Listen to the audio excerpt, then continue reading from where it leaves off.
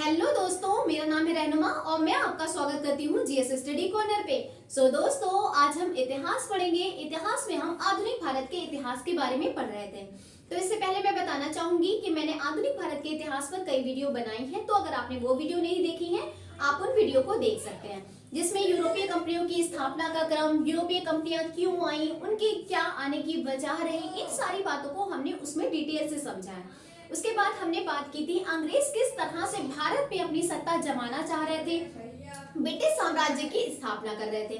इस क्रम में हमने देखा था कि बंगाल पर किस तरह से अंग्रेजों ने अपना अधिकार कर लिया था और फिर उसके बाद में मैसूर पर भी उनका अपना अधिकार हो जाता है। तो आपने देखा था कि बंगाल पर अधिकार करने के लिए अंग्रेजों को कितना संघर्ष करना पड़ा था और कितने युद्ध करना पड़े थे। तो दो प्रमुख युद्ध करना पड़े थे, वो कौन कौन से थे?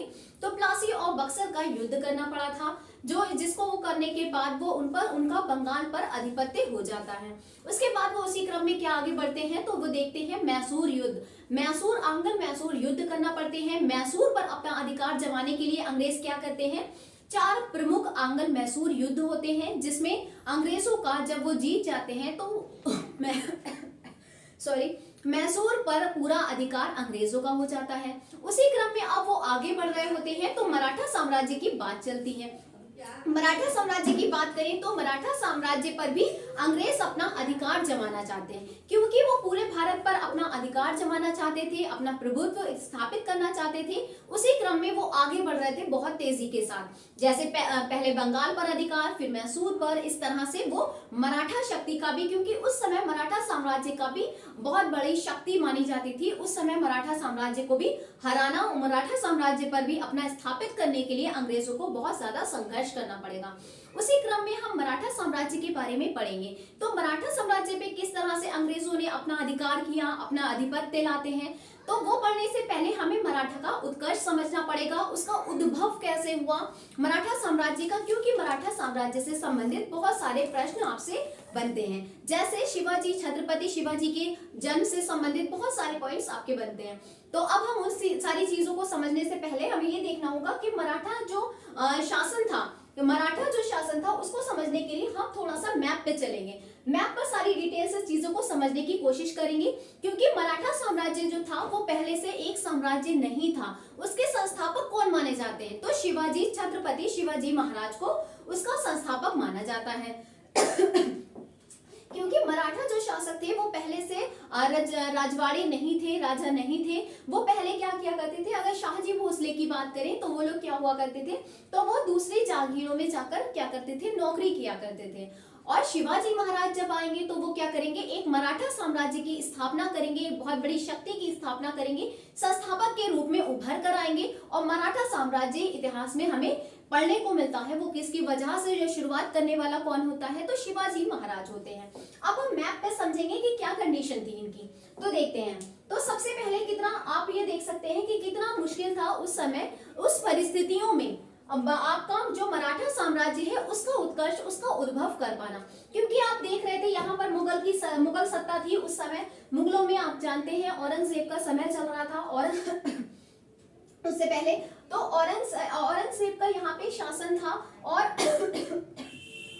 औरंगजेब के शासन में और यहाँ पे मुस्लिम शासक चल रहे थे। उत्तर भारत में मुगलों का शासन चल रहा था। अगर हम नीचे दक्षिण की तरफ तो देखें तो यहाँ पे अहमदनगर, गोलकुंडा, बीजापुर, तो ये सारे मुस्लिम शासन थे जो चल रहे थे।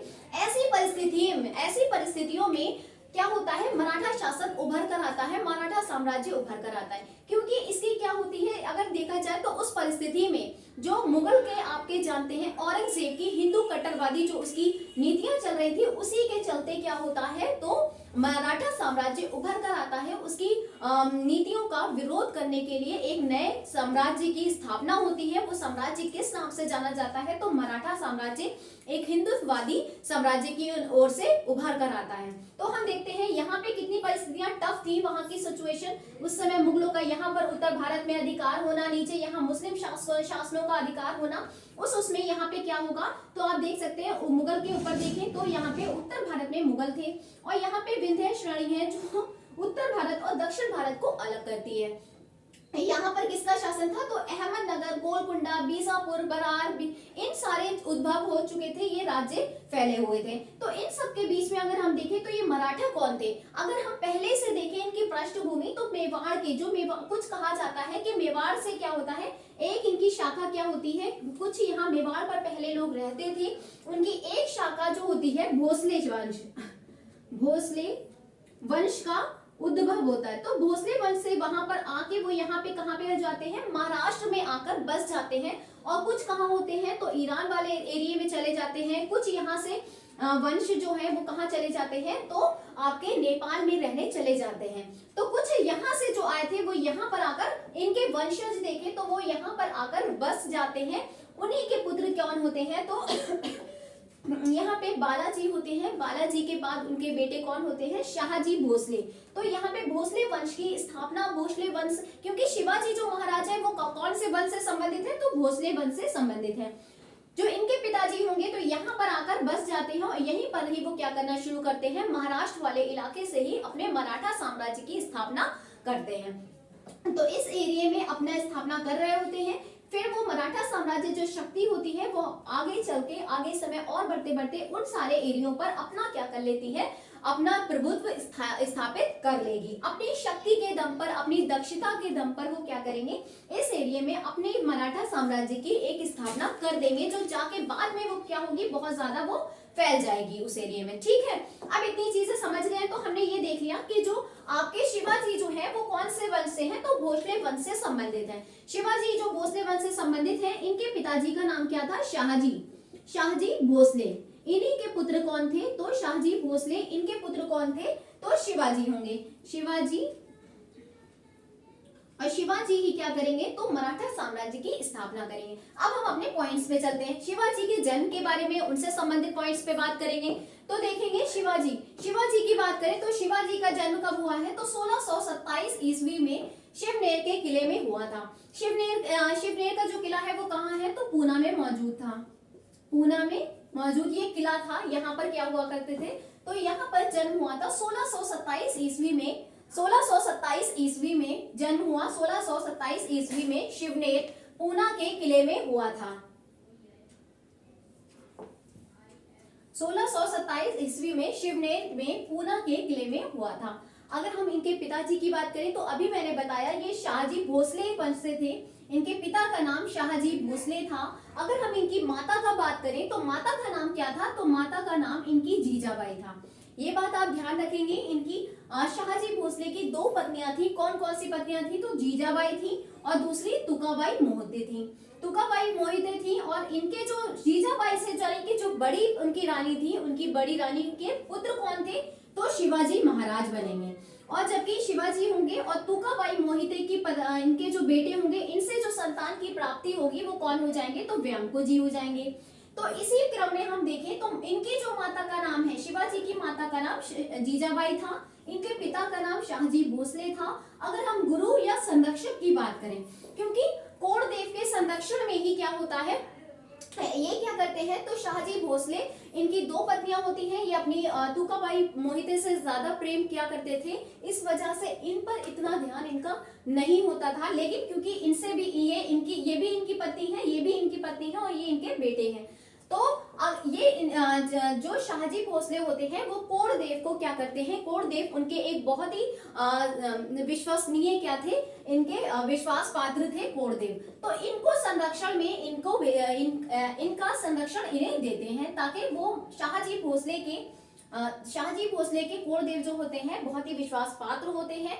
इन्हीं के संरक्षण में क्या होता है, तो शिवनेर के किले में, पूना के में क्या होता है, शिवाजी का जन्म होता है। ठीक है, तो कोणदेव इनके संरक्षण प्रदान करते हैं, संरक्षक के रूप में इन्हें बनाते हैं। अब ये क्या करेंगे, इनको गुरु भी हो जाते हैं, क्योंकि जो इन्हें शस्त्र विद्या कौन सिखाएगा, यही सिखाएंगे कोणदेव। इन्हें घुड़सवारी है, इनकी कूटनीति, राजनीतिक ज्ञान जो कुछ देना होगा तो वो कौन देंगे, तो इनके कोणदेव देंगे। इसलिए इनके गुरु कौन है, तो संरक्षक, और गुरु कौन हो जाएंगे, कोणदेव। कभी कभी आपको राजनीतिक गुरु के नाम से भी आता है, तो राजनीतिक गुरु भी कौन हो जाएंगे, इनके राजनीतिक गुरु भी कौन हो जाएंगे, कोणदेव हो जाएंगे। अभी हमने देखा शाहजी की पत्नी जीजाबाई और तुकाबाई, जिनके पुत्र शाहजी जीजाबाई के पुत्र कौन हो जाएंगे, शिवाजी। आगे हम देखेंगे आध्यात्मिक गुरु।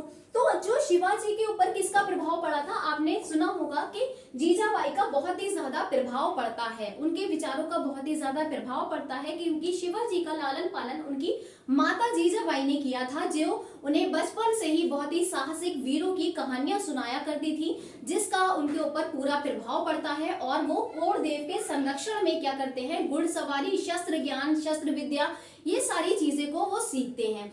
अब वही आगे चल के क्या करेंगे, इन सारी चीजों का विरोध करेंगे, जो कट्टर नीतियां चल रही होंगी उनका विरोध करेंगे और एक नए साम्राज्य की स्थापना करेंगे। और आध्यात्मिक देखें, अगर हम गुरु की बात करें तो रामदास जो गुरु होंगे उनके आध्यात्मिक गुरु बनेंगे। इनके आध्यात्मिक जो विचार किसके आएंगे उनके अंदर, तो आ जाएंगे इनके रामदास के। अब हम बात करें तो इनके समय के दो प्रमुख, आपसे पूछा जाता है इनके समय के दो प्रमुख संत कौन कौन से थे, तो दो महान संत थे, तुकाराम और रामदास। जो रामदास इनके गुरु बनेंगे आध्यात्मिक गुरु के, और तुकाराम, रामदास इनके समय के दो महान संत हुआ करते थे। आगे हम देखते हैं इनका विवाह किससे हुआ था, तो इनका विवाह साईबाई निम्बालकर से हुआ था। इनके साईबाई निम्बालकर से कब हुआ था इनका विवाह, तो 1640 ईस्वी में इनका विवाह साईबाई निम्बालकर से हुआ था। ये इनकी कौन होती हैं, तो प्रथम पत्नी होती हैं। आगे बढ़ते हैं, हम पढ़ेंगे तो शाहजी शिवाजी को, शाहजी भोसले क्या करते हैं, क्योंकि शाहजी भोसले के पास अपना कोई शासन नहीं होता है, वो क्या करते हैं, दूसरे शासन में नौकरी किया करते हैं। पहले वो कहाँ कर रहे होते हैं नौकरी, तो अहमदनगर में। पहले नौकरी वो अहमदनगर में कर रहे होंगे, बाद में वो कहाँ चले जाएंगे, तो बीजापुर में अपनी नौकरी करना स्टार्ट कर देंगे। तो शाहजी भोसले जो होते हैं शिवाजी को पूना की जागीर दे देते हैं। शिवाजी को कहाँ की जागीर देंगे, पूना की जागीर दे देंगे, पूना की जागीर देंगे। जबकि व्यांको जी को जो जागीर देंगे वो पूर्वी कर्नाटक वाला हिस्सा जो है, पूर्वी कर्नाटक की जागीर देंगे। तो पूना की जागीर शिवाजी को देके चले जाते हैं, व्यांको जी को कौन सी, पूर्वी कर्नाटक वाली जागीर देंगे। शाहजी भोसले जब शिवाजी पूना को जागीर प्रदान कर देंगे तो स्वयं कहाँ चले जाएंगे, अब वो बीजापुर की रियासत में नौकरी करने लगेंगे। कहाँ पे नौकरी करना शुरू कर देंगे, तो बीजापुर, पहले अहमदनगर में करते थे, बाद में बीजापुर में करेंगे। उसके बाद हम कुछ चीजें और देख लेते हैं शिवाजी के बारे में। शिवाजी ने कौन कौन सी जीत अपनी दर्ज कराई है, कौन कौन सी जीतें करी हैं। जो प्रमुख जीत है, उन्होंने बहुत सारे किले जीते, बहुत सारी अभियान चलाए, उसमें उनकी जीत हुई, लेकिन हम कुछ प्रमुख पर बात करेंगे। तो 1644 की बात करते हैं, इसमें शिवाजी ने क्या किया था, सर्वप्रथम बीजापुर के तोरण का किला बहुत ज्यादा पूछा जाता है, तो आपको याद रखना है 1644 में शिवाजी ने सर्वप्रथम किसके विरुद्ध अभियान चलाया था, तो बीजापुर के शासक आदिल शाह के विरुद्ध चलाया था, तोरण का किला उनसे जीत लिया था। और अगर हम एक और बात करें, इनकी प्रमुख जीतों में बात करें, तो इनकी इस प्रमुख जीतों में सबसे प्रमुख जीत इनकी कौन सी मानी जाती है, तो 1656 में जावली विजय पर इनकी प्रमुख जीत मानी जाती है, क्योंकि यहाँ से इन्हें बहुत ही ज्यादा धन इन्हें प्राप्ति होती है, बहुत ज्यादा धन की प्राप्ति होती है। इनकी महत्वपूर्ण विजय के रूप में 1656 की जावली विजय जानी जाती है। आगे हम देखते हैं तो 1656 में ये क्या करते हैं, फिर बाद में शिवाजी ने रायगढ़ को अपनी राजधानी बनाया। ये बात ध्यान रखना है, मराठा साम्राज्य की राजधानी जो इन्होंने रायगढ़ किसने बनाई है, तो याद रखिएगा शिवाजी महाराज ने रायगढ़ को अपनी राजधानी बनाया था। कब बनाया था, 1656 में इनकी जीत हुई थी जावली विजय, और 1656 में ही शिवाजी ने क्या कर दिया था, रायगढ़ को अपनी राजधानी बनाया था। अब हम कुछ पॉइंट्स और देखेंगे, क्योंकि आप जानते थे, क्योंकि ये बात जानते हैं कि शाहजी भोसले कहाँ पे कर रहे थे नौकरी, कहाँ पे नौकरी कर रहे थे, तो बीजापुर वाले इलाके में नौकरी कर रहे थे। बीजापुर में नौकरी कर रहे थे, तो बीजापुर का जो शासक होता है वो क्या कहता है, इनको बुलाता है शाहजी भोसले को, और इनसे कहता है, जब उसे पता चल जाता है कि इनका बेटा अब क्या कर रहा है, अपना अभियान चला रहा है, जिसके क्या कर रहे हैं, अब इसका खिलाफत करेंगे। पहले वो इस पर ध्यान नहीं देते हैं, लेकिन जब देखते हैं कि उसके इरादे मजबूत लगते हैं, तो ये क्या कहते हैं, उनको शाहजी भोसले को समझाते हैं, बुलाते हैं और कहते हैं कि आप अपने बेटे को समझाइए, इस तरह का ये काम ना करें हमारे शासन में। तो ये क्या करते हैं, समझाते हैं। तो कुछ दिनों के लिए शिवाजी क्या हो जाते हैं, मान जाते हैं, वो कुछ नहीं करते हैं, लेकिन फिर से शिवाजी क्या करते हैं, अपने अभियान को चलाते हैं, जिसमें क्या होता है, बीजापुर का शासक क्या करता है, तो शाहजी भोसले को ही गिरफ्तार कर लेता है, क्योंकि उनका बेटा क्या कर रहा होता है, विरोध कर रहा होता है। अब आगे देखें तो 1656 में रायगढ़ में इन्होंने देखा था, तो वो बीजापुर का जो शासक होगा, बीजापुर का शासक क्या करेगा, अफजल खां को भेज देगा। ये आपने देखेंगे कि बीजापुर का शासक है अफजल खां को भेजेगा। कब भेजेगा? 1659 में भेजेगा, ताकि किसको रोकने के लिए शिवाजी को रोकने के लिए अफजल खां को भेजेगा और 1659 में भेजेगा। और अफजल खां क्या करेगा? शिवाजी से मिलने के लिए छल से मिलेगा आके, जिससे उनसे मिलना चाहता है कि हम लड़ना नहीं चाहते, हम एक समझौता करना चाहते हैं, बातचीत करना चाहते हैं। ये इस चीज के लिए शिवाजी महाराज को बुलाता है। लेकिन शिवाजी को पहले से अंदाजा हो जाता है, उसके इरादे उसके समझ लेते हैं। तो शिवाजी क्या करते हैं, जब वो उनसे मिलते हैं तो वो स्टील का जो लोहे का कवच होता है वो पहनकर मिलते हैं। और जब अफजल खां को मौका मिलता है तो उन पर वो वार कर देता है शिवाजी महाराज पर। लेकिन क्योंकि वो पहने होते हैं स्टील का लोहे का कवच पहने होते हैं, जिससे उन पर कोई असर नहीं होता और शिवाजी की जो सेना छुपी हुई होती है वो बाहर आ जाती है और अफजल खां की क्या कर देते हैं शिवाजी महाराज अफजल खां को मृत्यु के घाट उतार देते हैं। तो आपको याद रखना है, अफजल खां 1659 शिवाजी ने इनकी हत्या कर दी थी। किसके तरफ से आए थे? तो बीजापुर के शासक ने अफजल खां को भेजा था। अब हम देखेंगे शाइस्ता खां। तो शाइस्ता खां को भेजने वाला कौन है? शाइस्ता खां, क्योंकि यहाँ पर जो मुगलों के शासन चल रहा है और मुगलों की तरफ से कौन होता है? तो औरंगजेब होता है। औरंगजेब किसको भेजता है? तो शाइस्ता खां को भेजता है। शाइस्ता खां कौन होता है? औरंगजेब का मामा होता है। तो इन्हें क्या करते हैं? इन्हें क्या करता है? भेजता है। और 1663 में इन्हें भेजा जाता है। इनसे संघर्ष होता है और कहा जाता है कि शाइस्ता खां क्या हो जाते हैं? बहुत ज्यादा जख्मी हो जाते हैं। इन्हें ये हरा देता है, पराजित कर देता है। शिवाजी महाराज शाइस्ता खां को भी पराजित कर देता है। इस तरह से वो उनका लगातार जीत चलती रहती है। उनके कई किले वो इस क्रम में जीतते चलेंगे और उनकी आगे बढ़ती चली जाएगी। इस तरह से उनकी सत्ता आगे बढ़ जाएगी। अब हम देखिए तो लाइन से देख रहे हैं 1644, फिर 1656, फिर 1659, फिर आपका 1663 और 1663 के बाद ठीक 1664 में क्या करते हैं? तो सूरत में लूट करते हैं। सॉरी, तो 1664 की सूरत की लूट बहुत बड़ी लूट मानी जाती है। सूरत जो इलाका था वो किसमें था? उस समय मुगलों के अधीन था। 1664 में क्या करते हैं? एक बहुत ही बड़ी शिवाजी महाराज क्या करते हैं? बहुत ही बड़ी लूट करते हैं, क्योंकि आप जानते हैं ये लूट जगह जगह पर युद्ध करके क्या करते थे? लूट कर लिया करते थे। उस राज्य से लूट लाया करते थे और अपने साम्राज्य में लगा लिया करते थे। तो 1664 में क्या होता है? सूरत की लूट करते हैं, पहली लूट होती है। फिर हम अगर आगे देखें उसके आगे, तो 1664 के बाद 1665 की बात करें तो पुरंदर की संधि होती है। 1665 में पुरंदर की संधि कराई जाती है, जिसमें महाराजा जय सिंह और शिवाजी के बीच में होती है। उसके अकॉर्डिंग क्या होता है? क्योंकि 1664 की एक बहुत बड़ी लूट होती है, उसके बाद क्या होता है? वो औरंगजेब जो होता है बहुत ज्यादा परेशान हो जाता है और वो क्या करता है? फिर क्या होता है? इसको भेजता है महाराजा जय सिंह को, जिससे क्या होता है? पुरंदर की संधि कराई जाती है। इसमें क्या होता है? शिवाजी महाराज को अपने 35 किलो में से 23 किले उन्हें देना पड़ते हैं। ठीक है, आगे हम देखते हैं मई 1666 में क्या होता है? 1666 में शिवाजी महाराज क्या करते हैं? इनसे औरंगजेब के दरबार में जाते हैं, औरंगजेब से मुलाकात करने, उनसे बात करने। उसमें क्या होता है? औरंगजेब के द्वारा एक दुर्व्यवहार उनके साथ किया जाता है। औरंगजेब उनको राजा की श्रेणी में ना रख के क्या करते हैं? उन्हें आम आदमियों की तरह उनके साथ दुर्व्यवहार किया जाता है। उन्हें आम आदमियों के साथ उनकी पंक्ति में खड़ा कर दिया जाता है। उनको किसी तरह की इज्जत नहीं दी जाती है, जिसका विरोध क्या कर देते हैं? शिवाजी महाराज कर देते हैं। और ऐसे उनके व्यवहार से क्या करता है? औरंगजेब उन्हें क्या कर लेता है? बंदी बना लेता है। उनके उस विरोध का क्या करता है? जवाब देने के लिए वो उन्हें बंदी बना लेता है और बंदी बनाकर कहाँ भेज देता है? तो जयपुर भवन में उन्हें बंद करवा दिया जाता है, कैद करा दिया जाता है। लेकिन क्या होता है? 16 अगस्त 1666 में क्या हो जाता है? ये वहां से भाग निकलते हैं। शिवाजी महाराज अपना रूप बदलकर क्या करते हैं? वहां से भाग निकलते हैं। और जब वो भाग निकल आते हैं तो वो अपने एरिया में आ जाते हैं, यानी अपने वाले एरिया में, मराठा साम्राज्य में वापस आ जाते हैं, मराठाओं में। तो वो क्या करते हैं? फिर अब वो प्लान बनाते हैं कि अब वो क्या करेंगे? दूसरी लूट करेंगे। सूरत में दूसरी लूट पूछी जाती है, आपको ये इंपॉर्टेंट है, ये चीजें ध्यान रखेंगे। पहली लूट कब की थी? 1664। दूसरी सूरत की लूट कब करेंगे? तो 1670 ईस्वी में ये क्या करेंगे? अपनी दूसरी लूट करेंगे। अब ये इन्होंने क्या किया था? इन्होंने बहुत सारे किले जीत लिए थे। बहुत सारे अभियान करके उनको जीत लिया था और अपने राज्य को बड़ा कर लिया था। इस तरह से वो राज्य को बड़ा कर रहे थे। अब उन्होंने क्या किया था, अभी तक उन्होंने अपना राज्याभिषेक नहीं कराया था। अब वो राज्याभिषेक कब करेंगे, तो 1674 5 जून 1674 को राज्याभिषेक कराएंगे। अपना राज्याभिषेक किसके द्वारा कराएंगे ये पूछा जाता है। तो गंगा भट्ट एक विद्वान होता है, कहाँ का होता है, तो बनारस का होता है। अगर हम मूल रूप से देखें तो गंगा भट्ट कहाँ का होता है, तो महाराष्ट्र का होता है, लेकिन वो कहाँ जाकर बस जाता है, बनारस में काफी समय से रह रहा होता है, इसलिए गंगा भट्ट बनारस के जाने जाते हैं।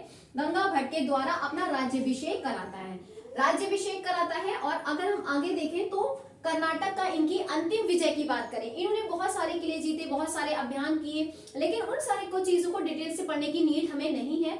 हम अगर जो पूछे जाते हैं क्वेश्चन उन पर ही हम बात करेंगे। तो इनका अंतिम जो विजय होती है, कर्नाटक का जिंजी किला जीतते हैं। ये 1678 में क्या करते हैं, जिंजी का किला को जीत लेते हैं। ये इनकी अंतिम विजय होती है। फिर बाद में इनकी मात्र 53 वर्ष की उम्र में, 53 वर्ष की आयु में इनकी 3 अप्रैल 1680 को क्या हो जाती है, इनकी मृत्यु हो जाती है।